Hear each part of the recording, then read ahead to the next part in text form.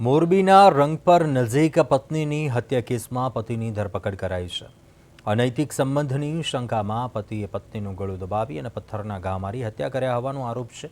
1.5 મહિના પહેલા જ બંનેએ પ્રેમલગ્ન કર્યા હતા અને રોજગારી માટે મોરબી આવ્યા હતા, પરંતુ બાદમાં દાંપત્ય જીવનમાં શંકા અને વિવાદ વધતા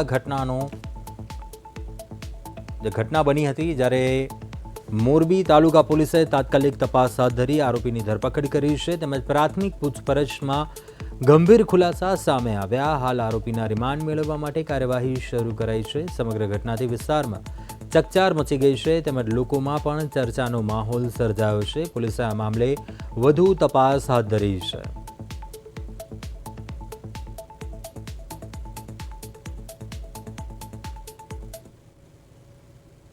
આ કામેના જે મરણ જના છે રેખાબેન શિવકુમાર છે, એમના ફાધરે ફરિયાદ આપેલ છે કે આ કામે મરણ જના રેખાબેન છે એમના પતિ મહેન્દ્રસિંહ શંકરસિંહ સાથે રહેતા હોય।